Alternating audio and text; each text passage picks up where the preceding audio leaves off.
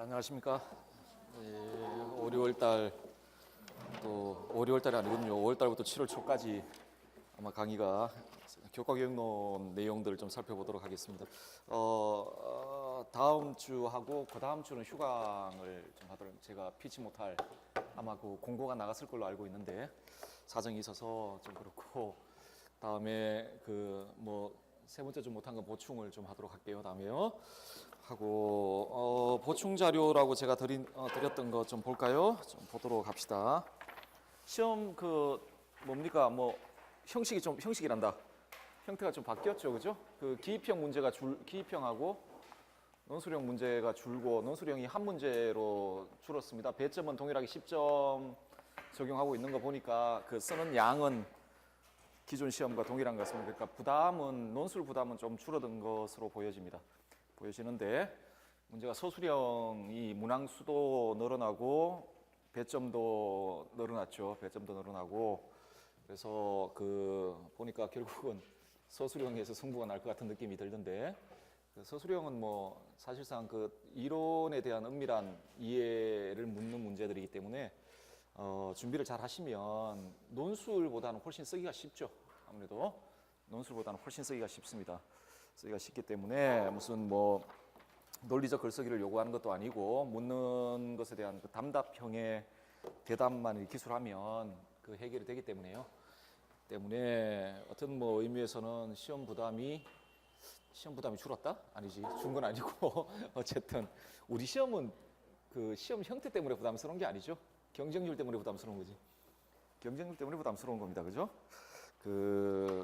다들 열심히 공부하죠. 그런데 문제가 적게 뽑기 때문에 문제가 되는 거죠. 그래서 합격하신 분들이 월등히 뛰어난 레벨을 가지고 있기 때문에 합격하는 것도 아니고 제 생각은 그렇습니다. 떨어지신 분이 물론 편차는 있겠지만 노력을 덜 했다거나 아니면 수준이 많이 떨어진 거라고 생각하지 않습니다. 않고 결국은 경쟁률인데 어쨌든 그 경쟁률을 뚫어내야 되겠죠. 자, 교육론인데요. 여러분 아시겠지만 배점 비중이 가장 큽니다. 큰 영역입니다. 윤리 파트도 있고 정치 사회 사상 파트도 있고 그다음에 교과교육론 파트도 있는데 출제 비율이 여기가 제일 높죠. 여기가 제일 높습니다. 제일 높은데 공부를 해보시면 아시겠지만 이 영역은 윤리학이나 아니면 정치사회 사상 파트만큼 이론적인 내용이 많은 데는 아닙니다. 그만큼 조금 더 열심히 하시면 좀 점수를 얻는데 어떤 용이한 파트라고 저는 생각을 합니다. 저는 생각을 하는 게 왜냐하면 그렇게 쉽게 말씀을 드릴 수 있는 이유가 제가 이 학원에서 강의를 할 때 저는 여러분 아시겠지만 저는 철학과 출신입니다. 사범대 출신이 아니에요. 아닙니다. 그리고 저는 교직이라는 것도 해본 적도 없고 아무것도 해본 적이 없어요. 하기 때문에 이 영역은 전혀 모르는 영역이었습니다. 전혀 미지의 영역, 신비로운 영역이고 게다가 관심도 없는 영역이었는데 그래서 어떤 의미에서는 저도 강의를 하면서 이 영역에 대해서 공부를 하면서 강의를 했는데 모르겠습니다. 익숙하니까 여기에 대해 제가 익숙하니까 그랬는지 모르겠지만 요 세 파트에 대한 공부를 해본 결과 여기가 가장 쉬웠습니다.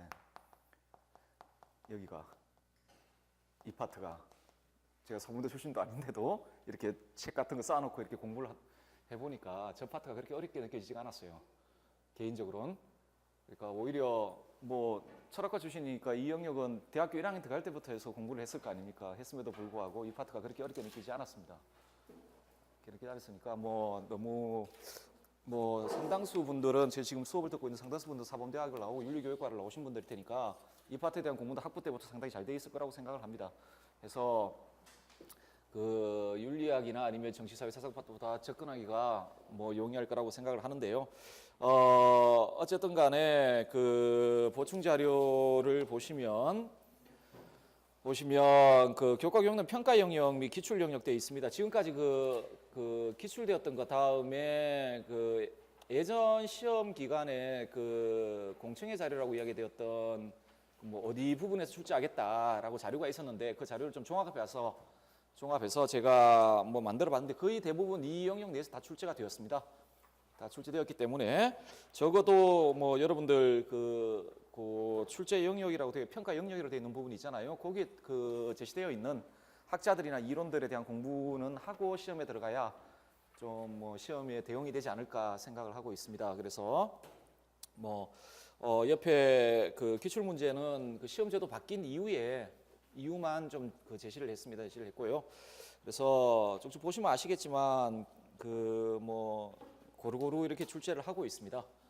그 각 영역에 범주마다 골고루 출제하고 있으니까 보시고 뭐 시험 준비를 하실 때 요 영역에 있는 분들은 좀 이론적인 내용들을 확인을 해두시고 숙지를 해두시는 게 좋겠다라는 생각을 합니다. 뭐 더 긴 이야기는 말씀드릴 거 없고 바로 그 이론 파트부터 좀 공부를 해보도록 합시다. 자, 교과교육론 볼 텐데요. 제일 먼저 그 뭐 일부 되어 있고 도덕발달 심리학 도덕교육론 되어 있고 제일 먼저 보실 분은 프로이트입니다.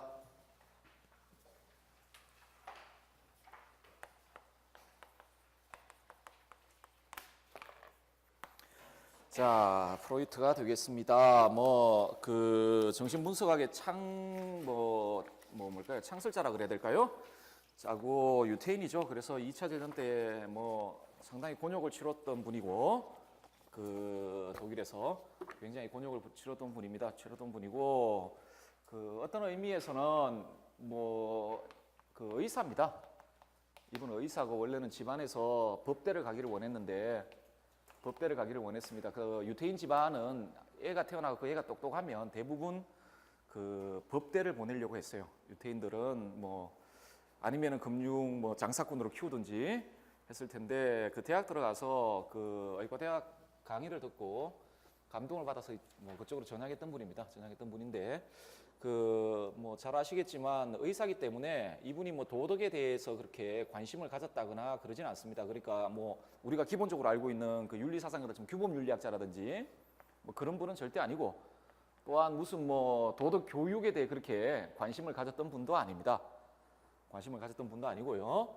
대신에 이분의 이론이 이후에 오히려 임상보다는 그러니까 실질적으로 의사들이 정신 치료를 하는데 사용되기보다는 현대에 와선 그 사용되기보다는 오히려 인문학이나 이런 데 엄청난 영향을 끼칩니다. 프로이트가 엄청난 영향을 끼치죠. 뭐 그 대표적으로 철학에도 엄청난 영향을 끼칩니다. 철학에도 아마 프로이트가 없었으면 현대 구조주의나 아니면은 뭐 그 해체주의 같은 그 조류들 있잖아요. 조류들이 나오기가 좀 힘들었을 겁니다. 왜냐하면 근대에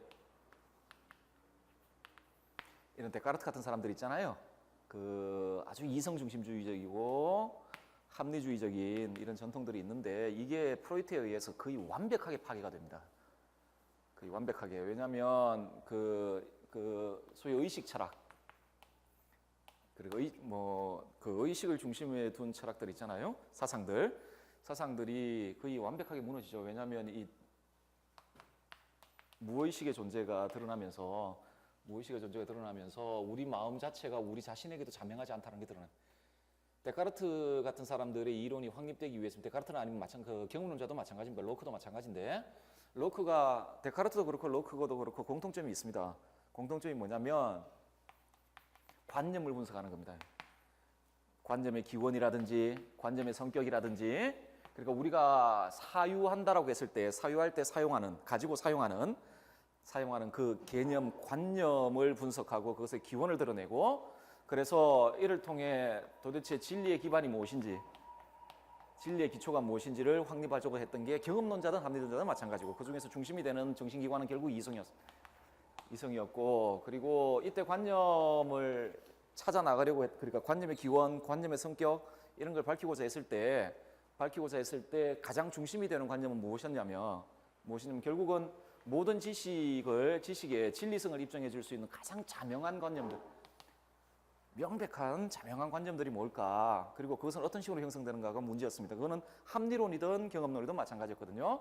그래서 이런 생각을 하기 위해서는 전제가 있어야 됩니다. 우리 의식에 주어져 있는 것이 우리에게 자명하게 인식되고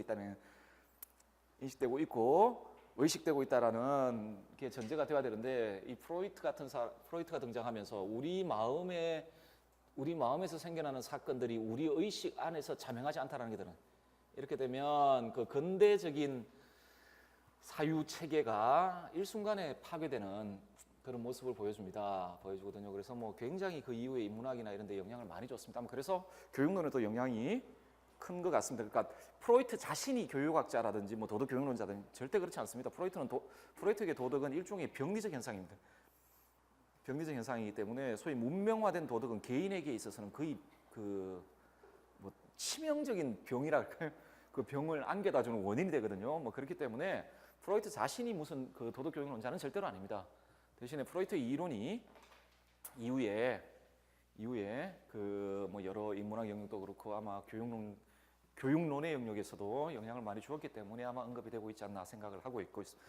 자, 일단 프로이트를 다루려면 먼저 인간의 본성에 대한 프로이트의 기본 생각을 먼저 알아봐야 되겠습니다. 결론적으로 말해서 프로이트의 인간 본성은 굉장히 어둡습니다. 그러니까 아직까지 사회화되지 않은, 그러니까 어떤 교육 과정을 거치지 않은 자연적인 인간의 본성은 기본적으로 본능, 또 성적 본능을 본질로 하는, 그리고 이와 연관되어 있는 공격 본능을 본질로 하는 그것에 의해 추동되는 이 성적 본능, 다음 뭐 이과 연관되어 있는 공격 본능에 의해 추동되는 매우 비합리적이고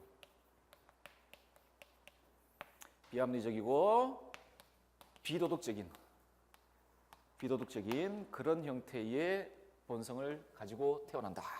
인간은 뭐 읽어보시면 인간은 본성적으로 무의식 영역에 존재하는 반사회적인 본능적 충동, 즉 성적 충동에 의해 움직이는 이기적이고 부도덕하며 반사회적이고 비합리적인 존재.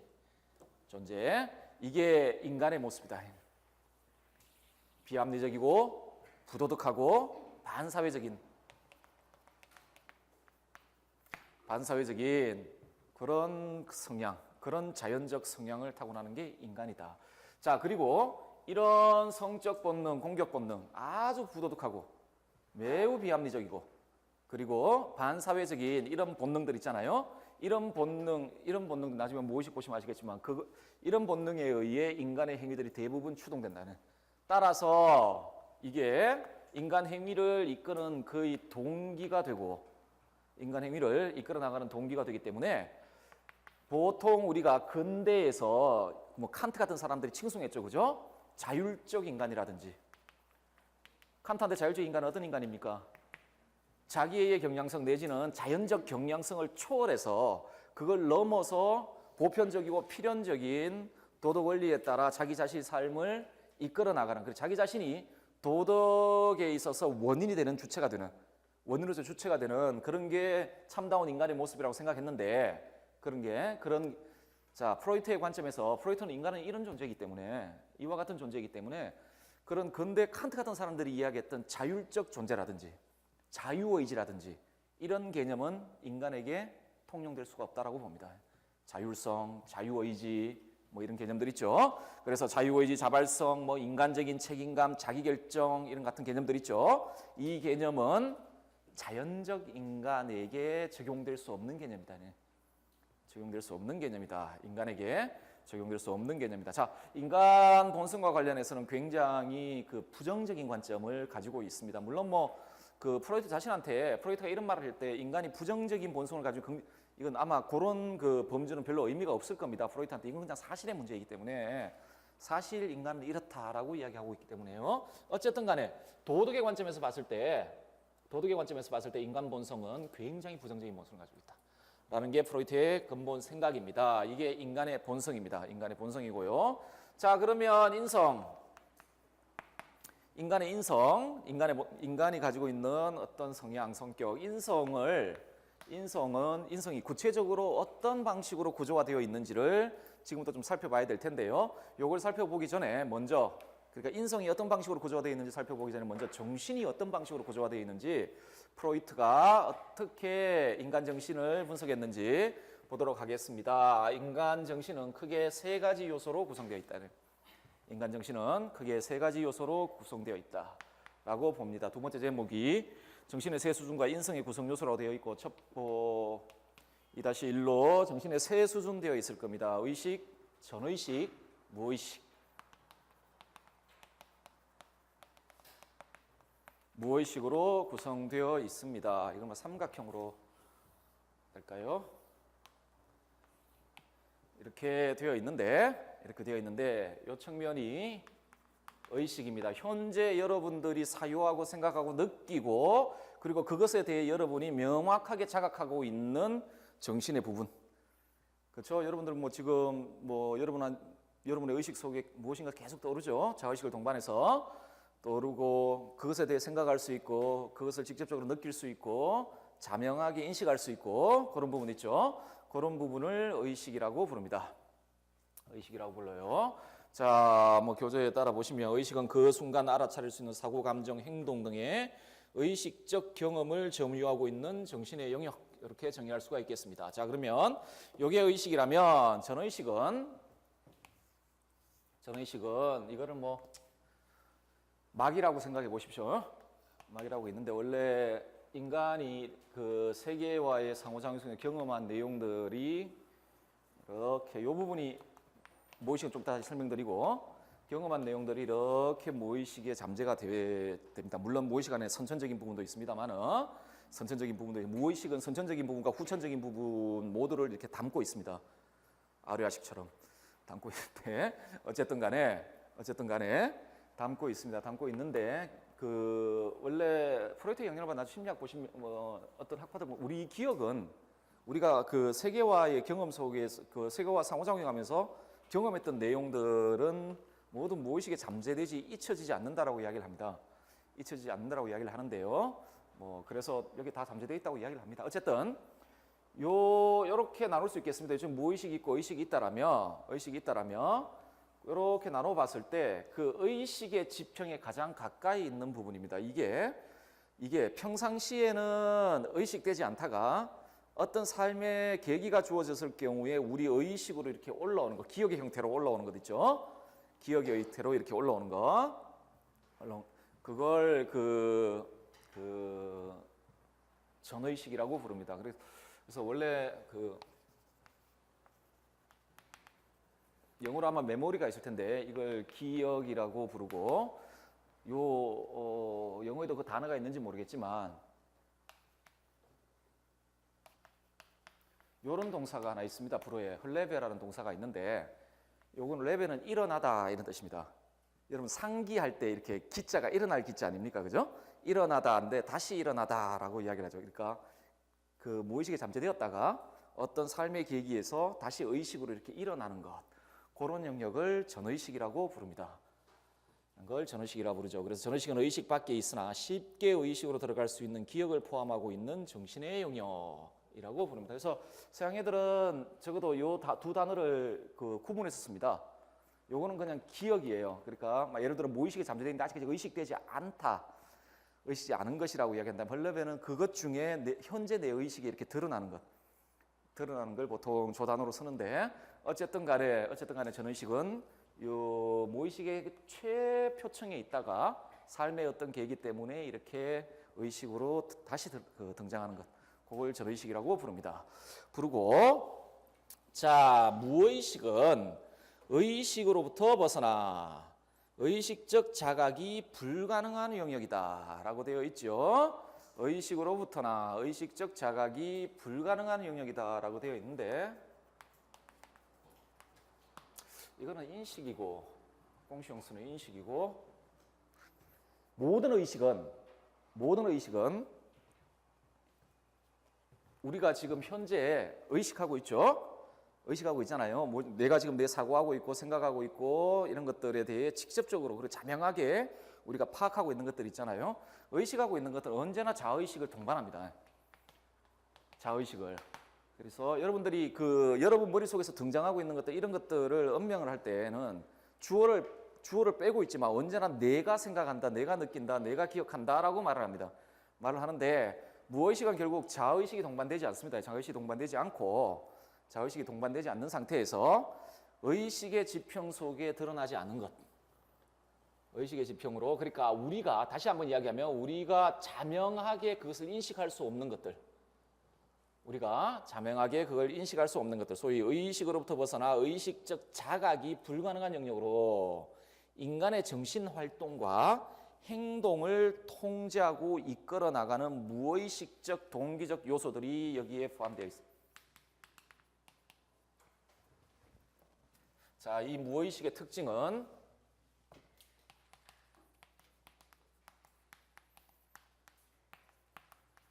무자각입니다. 우리가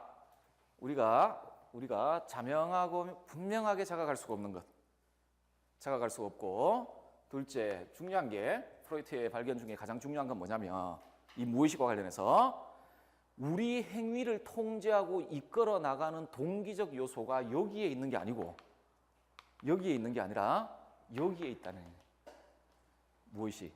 자, 우리 행위를 이끌어 나가는 동기적 요소가 담겨 있는, 그걸 저장하고 있는 곳, 이게 무의식입니다. 무의식이고. 자, 요 동기적 요소는 조금 이따 다시 보시겠지만, 좀 자세히 보시겠지만 두 가지로 구분이 됩니다. 인간의 행동과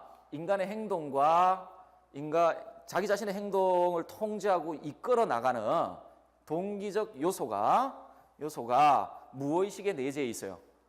그리고 그게 우리에 의해 의식적으로 자각이 안 돼요. 그런데 무의식에 들어 있어요. 그렇다면 다른 말이 아닙니다. 우리가 우리 스스로 행동을 통제하는 것 같고 우리 행동을 이끌어 나가는 것 같지만, 사실상 우리가 의식적으로 그렇게 하는 것 같지만 사실상 무의식에 내재되어 있으면서 우리가 자각할 수 없는 어떤 동기에 의해 우리가 이끌어져 나가는 겁니다. 하기 때문에 자율적 인간, 자기결정 이런 건 존재할 수가 없어요. 그렇죠? 그런데 이 동기적 요소는 두 가지 요소가 있습니다. 선천적 요소하고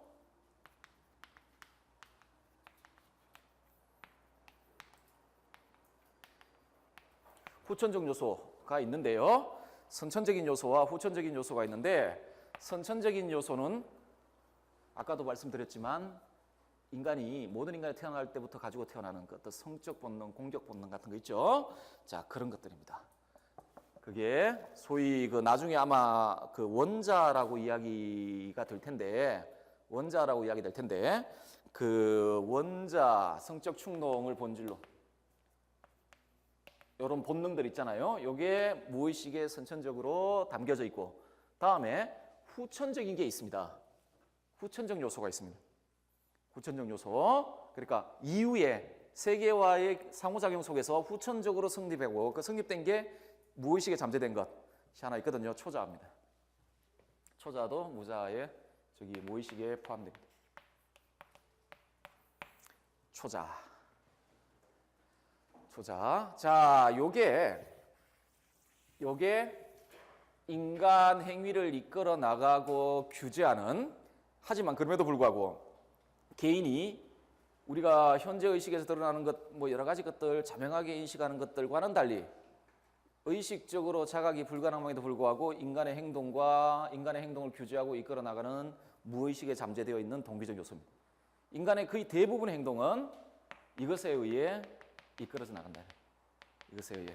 그럼에도 불구하고 인간은 자각이 안 됩니다. 저게 의식적으로 자각이 안 돼요. 자각이 안 되고, 프로이트가 꿈의 해석 같은 거 보시면 이런 말을 하죠. 꿈의 내용이 중요한 이유 중에 하나가 이 무의식 속에 포함되어 있는 것들에 대한 내용을 확보하기, 알 수 있는 통로를 마련해 주거든요. 꿈에서는 이 무의식에 들어있던 것들이 잠잘 때는 의식 작용이 좀 이렇게 죽잖아요, 그죠? 죽는다보다도 조금 중단이 되는 상황인데, 완전히 중단되지는 않지만, 그 상황에서 이게 의식의 이 표층을 뚫고 올라옵니다. 이 무의식에 잠재되어 있던 것들이 뚫고 올라올 때 원형 그대로 올라오질 않아요. 올라올 수가 없어요. 하기 때문에 이걸 의식의 표층을 뚫고 올라올 때는 변형이 되는 방식으로 올라옵니다. 변형이 되는 방식으로. 그래서 예를 들어 어떤 성적 충동 같은 경우에 예를 들어 계단을 오른다든지, 프로이트의 대부분 예들 보면 계단 오르기, 다음에 물고기 이런 거 나오면 전부 성욕의 표현들입니다. 성욕의 표현들이고, 이런 방식으로 이제 변형되어 나오는데, 어쨌든 간에 이 말을 통해 하고 싶은 이야기는 뭐냐면 우리의 의식 속에 이런 것들이 자명하게 인식되지가 않는다라는 거죠. 자, 이게 무의식의 기본 성격입니다. 그래서 주 1에도 말씀드렸겠지만 주 1에도 기술되어 있지만 결국 이게 이 무의식 있잖아요. 이런 동기적 요소를 가지고 있는 무의식이 행동, 우리 인간들의 행동을 규제하고 발생시키고 이끌어 나가는 사실상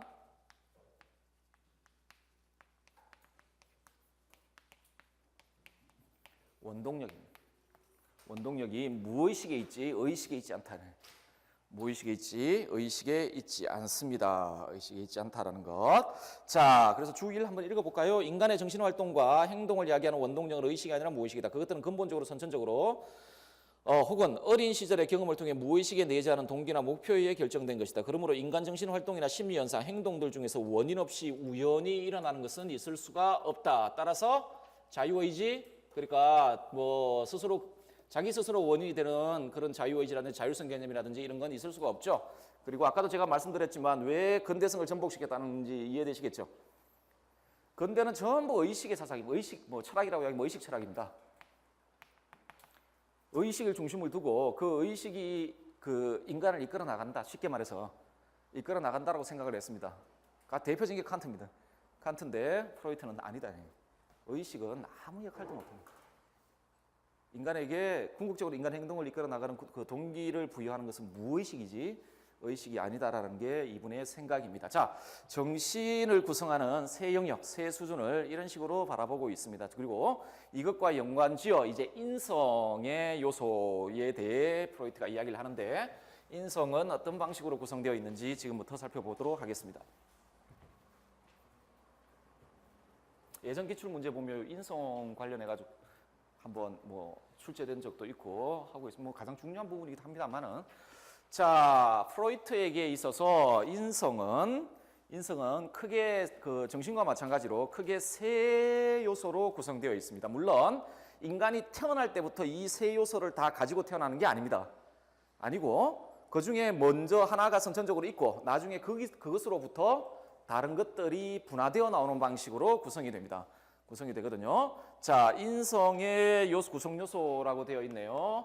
인성의 구성 요소 되어 있고 원자, 이드라고 불려죠. 원초아라고 이야기되기도 하고, 다음에 자, 뭐 많이들 이야기하는 자 있죠. 자, 영어로는 자 어떻게 쓰죠?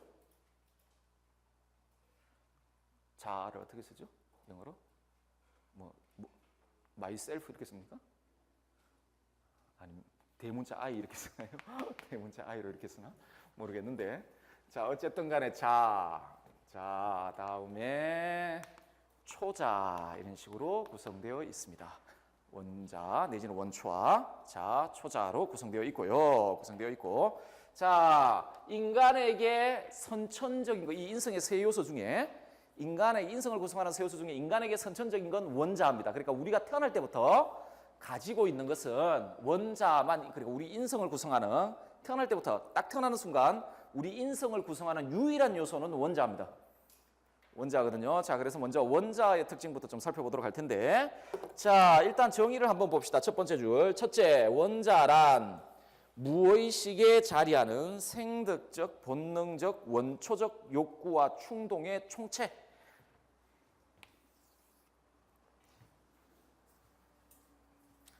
빙산이 삼각형일 필요는 없죠.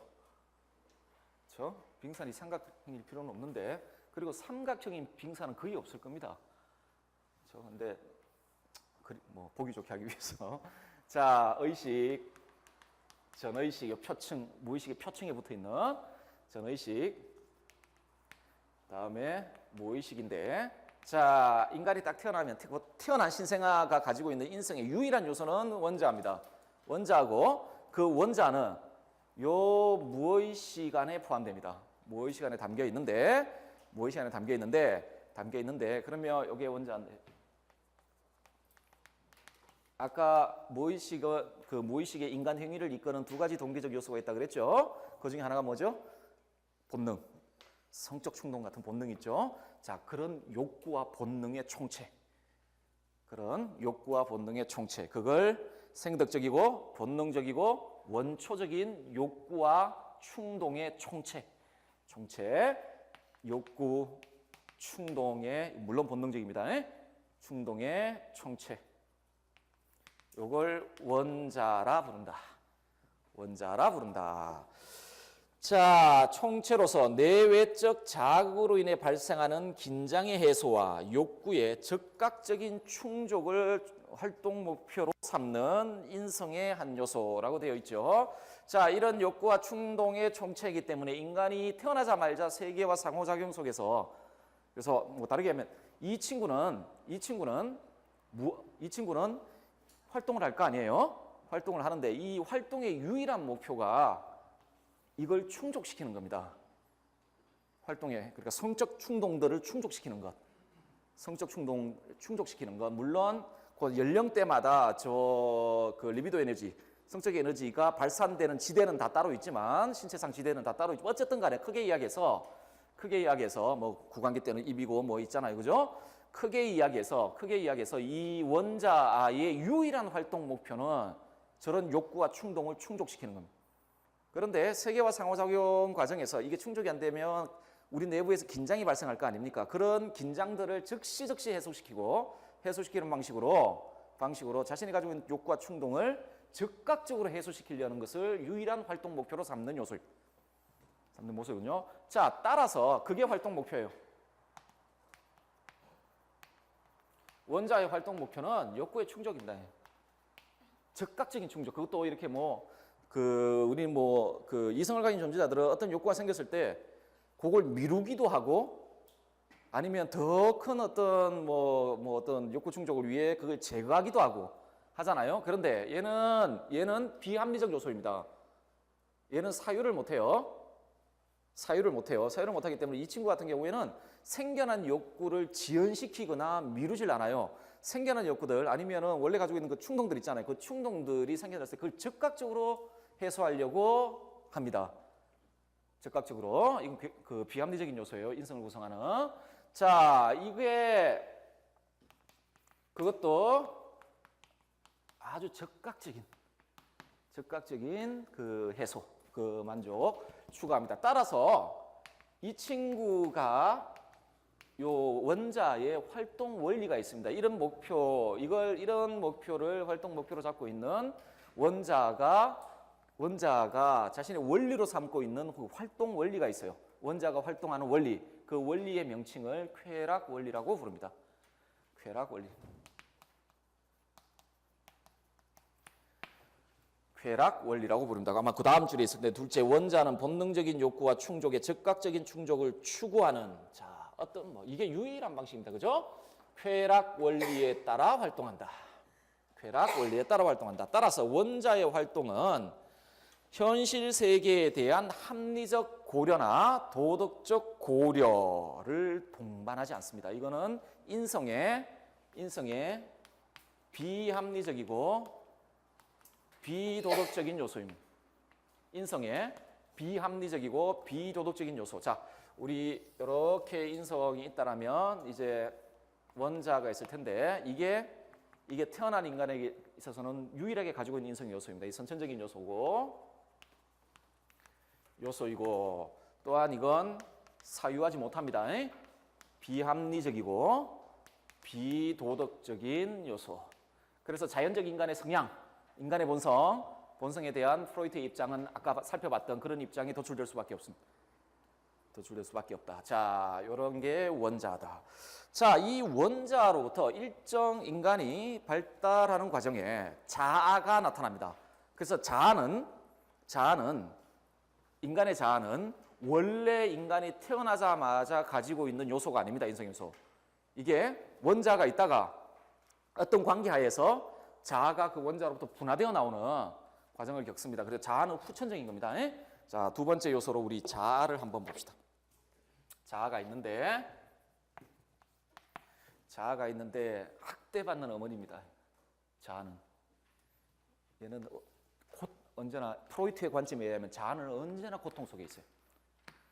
언제나 학대받아요. 자아는 언제나 프로이트의 그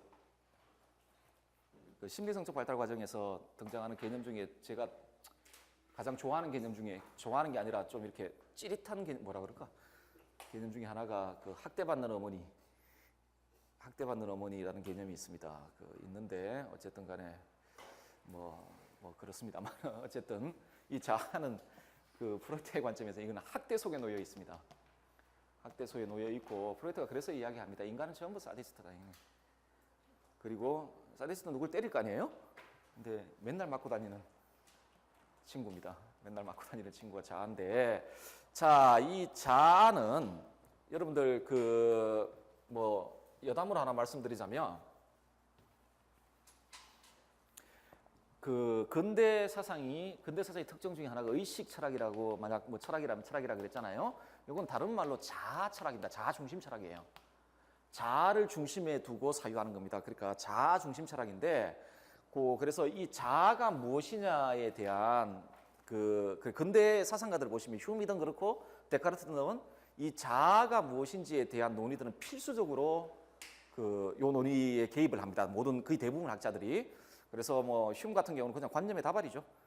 이 관념의 다발이고 뭐 이야기하고, 다음에 로크 같은 경우는 기억의 총체 뭐 이런 식으로 이야기를 합니다. 기억의 연속, 기억의 연속하고, 아까 프로이트가 데카르트적 전통을 붕괴시켰다 했잖아요. 데카르트한테는 자아는 일종의 실체 자아입니다. 실체 자아예요. 이게 본유관념을 담고 있는 주체예요. 하기 때문에 본유관념이 선천적이듯이 이 자아가 선천적 성격을 가져요. 자아가 선천성을 가진다는 이야기죠. 자, 그래서 뭐 이런 이야기를 데카르트가 했는데, 자, 프로이트가 이런 데카르트적인 자아 개념도 붕괴시켜버립니다. 선천적이지 않다, 이런 자아는. 않다.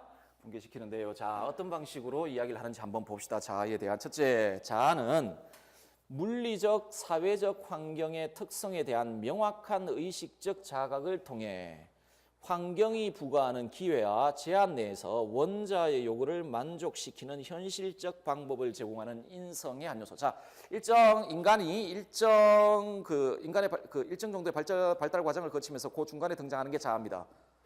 자아거든요. 소위 자의식이 생겨났다는 겁니다. 자의식. 자아란, 여러분한테 자아 있습니까? 없습니까? 자아 본 적 있으신 분? 자아를 보신 적 있으신 분? 자아는 경험되는 게 아니죠? 그냥 내적으로 의식될 뿐입니다. 그래서 자아라 했을 땐 자의식, 거기 동의어입니다. 그래요. 자아는 그냥 의식되는 주체죠. 우리가 눈으로 볼 수 있는 게 아니죠. 눈으로 볼 수 있는 게 아닙니다. 뭐 가끔씩 여러분 자아 분열도 일어나고 하지 않습니까? 분열도 일어나고, 분열이 오래 지속되면은 병원 가셔야 되는데, 자, 뭐 자의식이죠. 나라는, 그러니까 나에 대한 의식입니다. 아이에 대한 의식인데, 자, 모든 인식은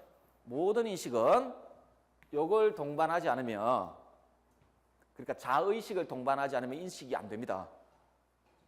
자의식을 동반하지 않으면 인식이 안 돼요. 그래서 아까 아마 이 단어를 썼다가 지운 적이 있을 텐데, 이게 인식이라는 단어인데, 꽁시형스라 영어로는 발음 좀 못하겠고, 이게 이게 접두사가 있고, 시형스는 아시죠? 사이언스. 알미란 뜻이고, 커는요. 영어 공부도 열심히 하시죠. 요새도 그런 책 보십니까? 보케블러리 22,000? 요새는 안 보시나요? 그런 거? 아, 민망하네. 그 책 이렇게 목차 보시면, 예전에 저도 목차 보시면은 라틴어 접두사, 헬라스어 접두사, 이런 식으로 해서 외우기 좋게 되어 있는데, 이건 커는 뭡니까? 그게 상식이죠. 그렇죠? 고등학교 때 영어 공부하셨잖아요. 상식 아닙니까? 그죠? 뭡니까 이거? 이거 위드입니다. 그죠? 라틴어 접두사 아닙니까? 위드거든요. 그래서 알은 이게 인식이라는 말인데, 알은 언제나 무엇과 더불어서 암입니다. 무엇과 더불어. 이때 뭐겠습니까? 이건 아이입니다. 아이. 그러니까 자의식을 동반하지 않으면 여러분 의식이 안 됩니다. 의식이. 자, 이런 겁니다. 태양은 지구 주위를 돈다, 이런 문장을 쓰죠. 근데 이 문장을 쓰잖아요. 이 문장은 가장 완전한 문장은 뭐냐면, 태양은 지구가 태양 주위를 돈다는 것을 나는 생각한다, 나는 믿는다, 이렇게 돼요. 그러니까 우리는 축약에서 대절 이하만 이야기를 하지만, 사실상은 이게 포함되지 않으면 인식이 불가능합니다. 어떤 것이든 인식이 불가능하거든요. 소위 자의식이 생겨나지 않으면 나라는 게 중심이 되어 있지 않으면 누가 인식을 해야 될 거 아니에요. 누가 의식을 하는 건데 인식이 안 되면 자, 이게 자아의 가장 근본적인 역할입니다. 가장 근본적인 역할이거든요. 자, 자아란 다시 한번 말씀드리지만 자아란 물리적 사회적 환경의 특성에 대한 명확한 의식적 자각, 이게 특징입니다. 명확한 의식적 자각. 명확한 의식적 자각, 이게 특징이고, 자, 원자와의 관계에서는 어떻게 한다고요? 지금 원자부터 봤잖아요. 자, 나머지 하나 초자가 남아있는데 초자는 가장 마지막에 생깁니다. 초자는 가장 마지막에 생겨요. 자, 원자가 제일 먼저 선천적인 요소이고, 이게 나중에 발달 과정에 자아가 생겨요. 자아의 기본 특징은 뭐냐면 그 세계에 대한 명확한 의식적 자각을 부여해준다. 그래서 인성을 구성하는 요소 중에 합리적인 요소입니다. 합리적인 요소거든요. 인식적 요소라는 거죠. 자, 그게 특징인데 원자와의 관계에서는 얘의 활동 목표는 뭐였습니까? 욕구와 충동의 즉각적 만족이었죠. 그런데 이 친구는 세계를 고려하지 못해요. 이 비합리적 요소라서 세계가 지금 어떤 방식으로 구조가 되어 있고 그리고 그 욕구를 충족시키기 위해 사용될 수 있는 수단이 세계에 무엇인지라든지 아니면 그 충동이 내가 지금 가지고 있는 충동을 세계 속에서 실현하고자 할 때 그걸 가로막고 있는 장애의 내지는 실현될 수 있는 환경인지에 대한 고려를 하지 않습니다. 예를 들어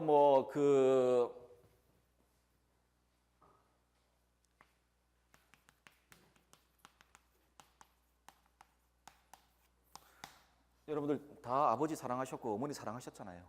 이때 사랑은 그 플라토닉한 걸 이야기하는 게 아니에요. 성적으로 사랑을 하셨어요. 그죠? 했다 그럽니다. 프로이트가. 다 그 어머니나 아버지와 성적인 관계를 맺고 싶어 했던 그때가 있었습니다. 여러분들 두려워하지 마세요. 이걸 두려워하면 병이 돼요. 프로이트가 두려워하면 안 돼요. 자, 그런 시기가 있었어요. 근친상간의 욕구는 자, 이건 그냥 프로이트가 그렇게 이야기한 겁니다. 자, 다 있어요. 자, 이거는 원자로부터 나오는 거예요. 원자로부터 나와요. 원자는 저 욕구를 즉각적으로 충족시키려고 그래요.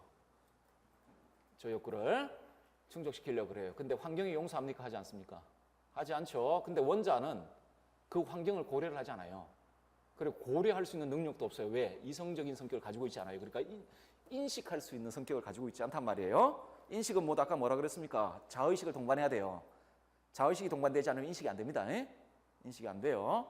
자, 없다. 이걸 충족시킨단 말이에요. 근데 이거는 환경을 고려하지 못합니다. 자, 환경을 합리적으로 고려할 수 있는 존재는 자아예요. 따라서 자아와 원자와 사이의 관계는 어떤 관계가 설정되냐면 얘는 자아에게 아까 자아는 학대받는다 그랬죠? 끊임없이 이걸 충족시킬 것을 요구합니다. 끊임없이 요구하고 자아는 요 관계 자아는 현실을 합리적으로 고려할 수 있죠. 그렇죠? 그래서 요 둘 사이의 관계에서 자아가 하는 역할은 이게 이 충동이 현실적으로 충족될 수 있는 방법을 고안하는 거예요. 내지는 만약 없다라면 지체시키거나 제어하는 거예요.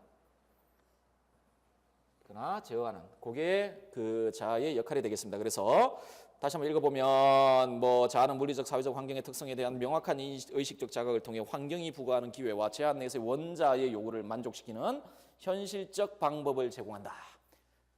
그게 제공한다. 자, 이게 그 원자아와의 관계 속에서 자아가 수행하는 역할이 되겠습니다.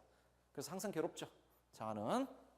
자, 두 번째로 보세요. 자아는 아동에게 최초의 도덕감, 곧 사회적 관계를 규율하는 규칙과 관습에 관한 인지와 사회의 규칙과 관습을 파괴하는 행동에 부과되는 벌칙에 관한 자각을 제공합니다. 왜? 현실에 대한 명확한 의식적 자각이 가능한 요소입니다. 하기 때문에 현실 속에서 내가 할 수 있는 행동과 할 수 없는 행동에 대한 의식적 자각을 부여해 주는 것이 자아가 되겠습니다. 그렇게 하는 역할. 한 사회 내에 존재하는 그 사회 구성원들을 제약하는 여러 가지 규범들, 규칙들, 그것에 대한 명확한 자각을 가져다 주는 요소가 바로 자아입니다. 자, 아까 그 원자의 활동 원리는 뭐라 그랬습니까? 쾌락 원리죠. 쾌락 원리는 어떤 성격을 가집니까? 다른 무엇도 고려하지 않은 채 오직 욕구와 충동을 즉각적으로 만족시키려는 원리, 그런 활동 원리가 쾌락 원리입니다. 하지만 이제 자아는 그런 원리를 따르지 않죠.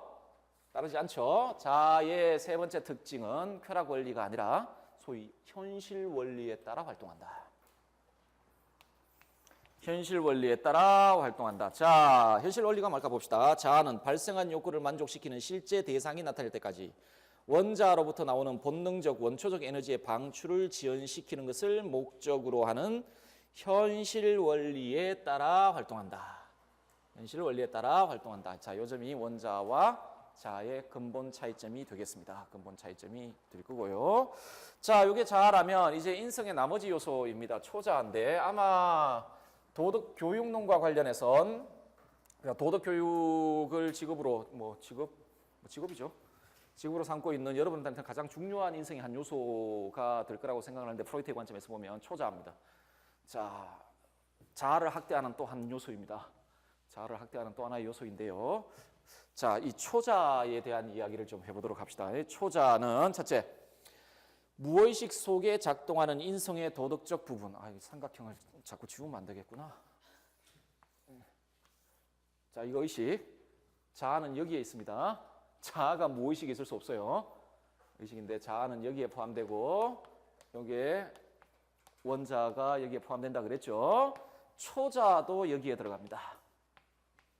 초자도 여기에 들어간다. 아까 왜 그 무의식이란 인간 행위를 규제하고 이끄는 본능적 동기적 요소가 있다 그랬잖아요. 그 중에 선천적 요소가 원자, 그리고 소위 성적 충동, 그렇죠? 성적 본능 이런 게 있고, 그다음에 후천적 요소가 지금 이야기하는 초자입니다. 이게 후천적 요소라는 이유는요.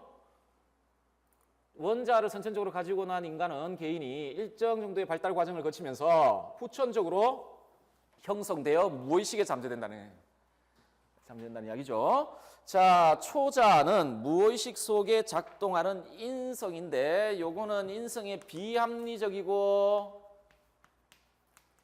비도덕적인 부분이었잖아요. 도덕적인 요소였잖아요. 자아는 합리적인 부분입니다.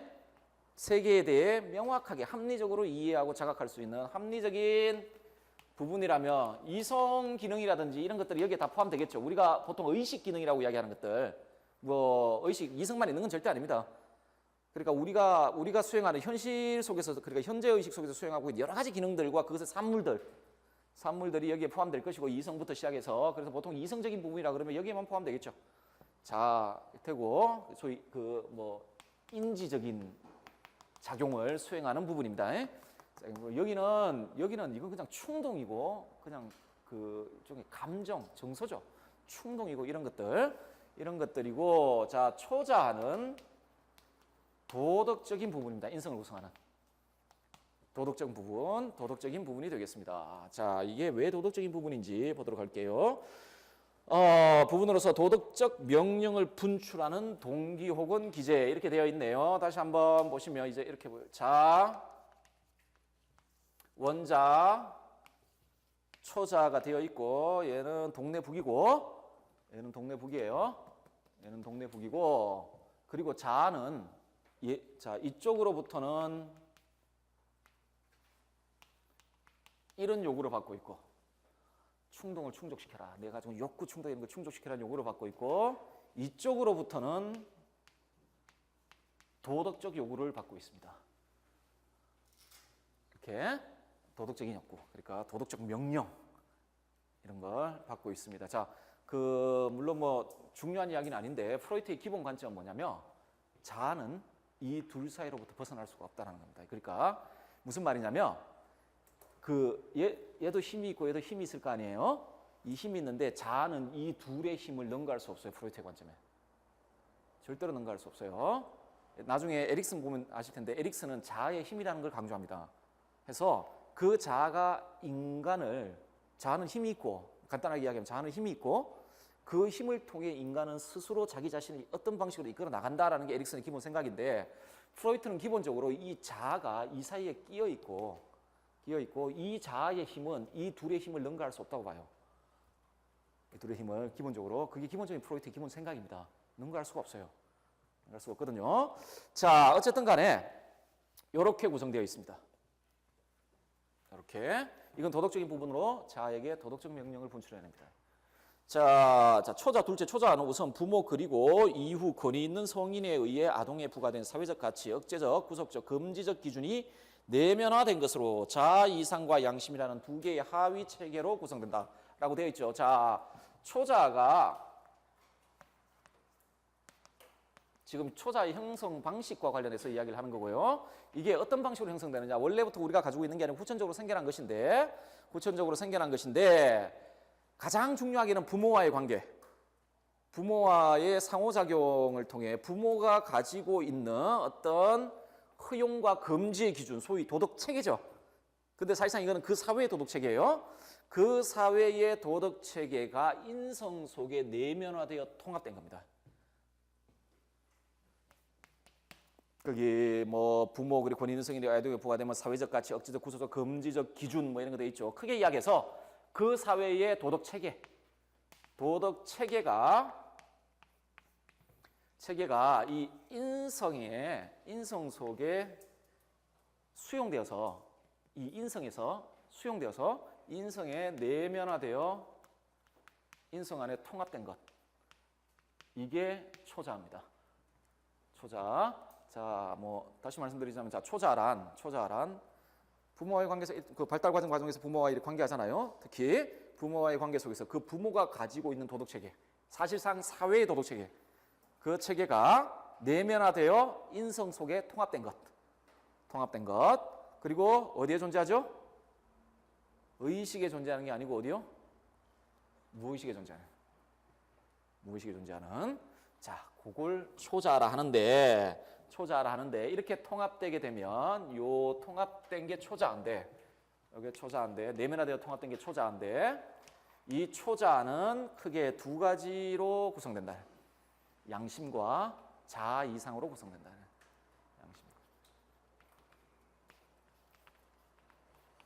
자, 요 두 가지는 초자를 구성하는 두 요소가 되겠습니다. 두 요소로 되고요.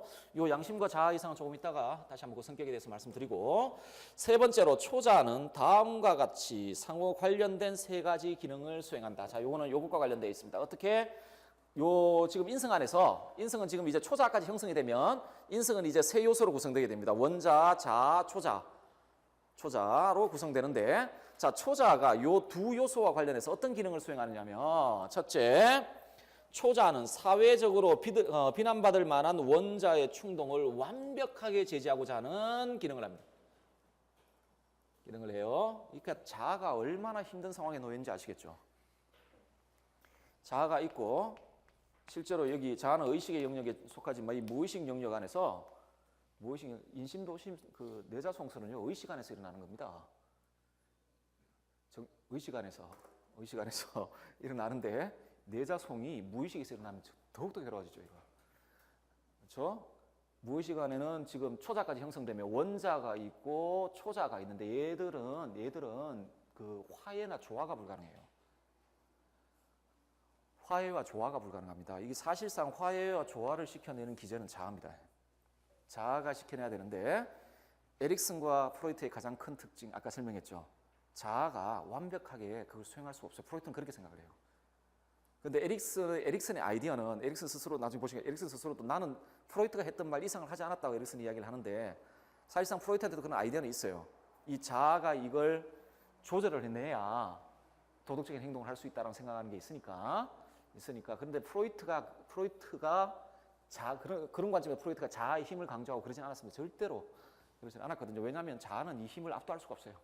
이 두 무의식에 존재하는 이 두 힘을 압도할 수 없거든요. 자, 얘 둘이고 그리고 이 무의식에 존재하는 초자와 원자는 사실상 인간 행위를 이끌어 나가는 동기적 요소입니다. 그러니까 우리 의식 안에, 우리 무의식 안에 우리 행위를 결정하려 드는 두 요소가 그리고 그것도 조화가 거의 불가능한 두 요소가 우리에게 끊임없이 다른 방향으로 행동할 것을 요구하고 있고요. 자, 이게 조절이 제대로 안 되면 병리적 현상으로 드러납니다. 병리적 현상으로 드러나요. 자, 어쨌든 간에 요 안에서 이 무의식 안에서 초자는 원자와 관련해서 얘는 아주 그 엄격한 이렇게 생각하시면 됩니다. 이건 아주 엄격한 아버지고, 이렇게 엄격한 아버지고 이 원자는 그 망나니 아들 내지는 딸 이렇게 그냥 자기 그냥 욕구대로 살려고 하는 그 고삐 풀린 딸 아들 뭐 이런 자녀 이렇게 생각하시면 됩니다. 그러면 얘는 아버지는 끊임없이 얘를 제지하려고 하는 그 관계를 형성하고요. 그 관계를 형성하고 다음에 이건 뭐 사실상 엄격한 아버지를 해도 됩니다. 프로이트가 여기를 그 아버지의 목소리라고 부르니까 이 초자를 아버지의 목소리라고 부르니까요. 어쨌든 간에 자, 두 번째로 초자는 자 이제 이것과 이것 사이의 관계인데 초자와 자 사이의 관계에서 합리적 고려보다는 도덕적 고려를 우선하라고 명령합니다. 초자 자와 원자의 관계 속에서 원자의 충동을 그 관계 속에서 자아가 하는 역할은 원자의 충동을 합리적으로 해소할 수 있는 방법을 이끌어내는 겁니다. 그런데 그 수준을 넘어서 초자하는 자아에게 그와 같은 합리적 고려 내지는 뭐 예를 들어 충동은 이기적이거든요. 근데 이기적인 어떤 목표를 합리적으로 고려할 수도 있을 거 아니에요. 그 수준을 뛰어넘어서 엄격한 도덕 그 체계, 도덕 규범을 지킬 것을 요구하는 자아에게 소위 말해서 뭐겠습니까? 원자의 충동을 무시하라는 거죠. 무시하라고 요구를 하죠. 무시하라고 요구합니다. 그런 상황에서 병리 현상이 나타나죠. 병리 현상이 나타납니다. 뭐 여러 사례들 듭니다. 그 역시 의사이기 때문에 그 마비 환자들 아니면 이상행위 환자들 치료하면서 조 사태에 대해서 여러 가지 뭐 사례를 듣는데 한 사례가 가장 충격적인 사례는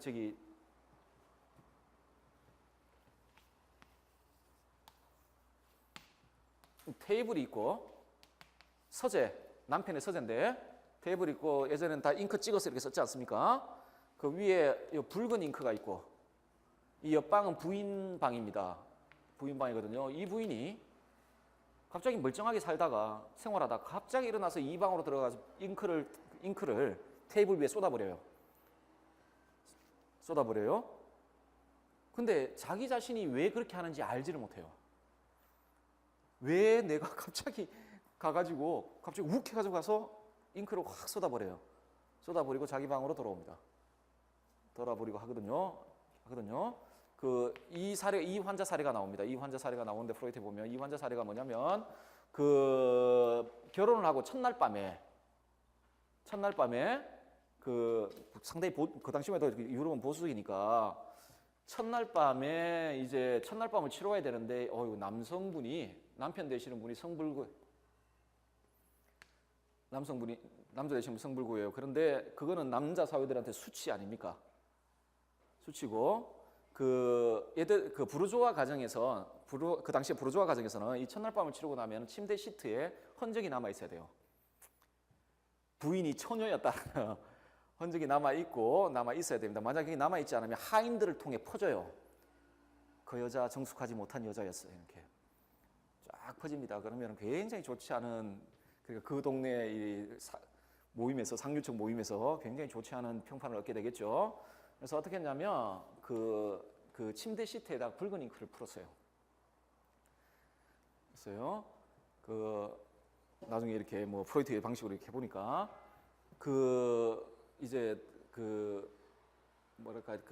이 부인에게 있는 소위 말해서 사회에서 봤을 때는 굉장히 부도덕하다고 생각되는 성적인 충동, 특히 그 보수적인 상류층 가정에서 부인이 해서는 안 되는 뭐 그런 것들 있지 않습니까? 남편한테 적극적으로 뭐 요구한다거나 아니면 뭐 남편이 성불구니까 다른 남자를 뭐 만나고 싶다거나 이런 욕구들이 생겨난단 말입니다. 1호부터. 그런데 무의식 내에서 초자가 그걸 계속 누르면서 병리 현상이라. 갑자기 가가지고 붉은 잉크를 확 쏟고 돌아오고 붉은 잉크를 쏟고 하는 현상이 나타납니다. 뭐 이걸 통해 프로이트가 이야기하고 싶은 것, 무의식 내에 요 둘을 싸워요. 그리고 초자하는 자아에게 원자의 충동을 따르지 말 것을 끊임없이 요구를 합니다. 끊임없이 요구를 하고요. 자, 세 번째로 초자는 우리로 하여금 우리의 생각, 말, 행위에 있어서 절대적인, 그러니까 이건 지금 도덕적인 관점에서 말하는 겁니다. 대충 타협하는 게 아니라 절대적인 완벽함을 추구하라는 추구할 것을 우리에게 요청합니다. 우리에게 요청하고 있다. 이게 초자가 인성 내에서 수행하는 기능입니다. 자, 인성 내에서 원자가 수행하는 기능은 뭐죠? 본능적 충동 욕구의 즉각적 만족. 자아는 현실을 고려해서 그 원자의 요구를 충족시킬 방법을 찾기도 하고, 다음에 나중에 보시겠지만 그 초자의 명령 있잖아요. 그걸 수용해서 그게 따르기도 하고, 소위 원자와 초자 사이에서, 그리고 여기에 또 그 객관적 환경이라는 게 있잖아요. 요 세 가지 사이에서 이걸 조절하는 기능을 하는 게 자아입니다. 조절하는 기능을 수행하는 게 자아고, 이 조절이 안 되면 문제가 생깁니다. 그런데 프로이트의 근본 생각은 얘는 이 요구들을 충족시킬 만한 힘이 없다라는 거예요. 이게 원래는 근본적인 생각입니다. 근본적인 생각인데요. 그래서 프로이트 이후에 프로이트의 세상을 받아들였던 사람들 보시면 대부분 프로이트의 가장 완전한 제자는 그러니까 융이 아니고 락강입니다. 융은 오히려 프로이트 밑에 있다가 프로이트를 비판하면서 나갔고요. 프로이트를 비판하면서 나갔고, 그 현대에 그 락강이라는 분이 있습니다. 락강이라는 분이 있는데 그 오히려 프로이트의 근본 생각을 가장 잘 수용하고 있는 사람은 락강입니다. 이 락강의 기본 태도는, 인간에 대한 기본 태도는 전부 인간은 정신병자예요. 이게 기본 정도의 차이 있지 다 정신병자예요. 그래서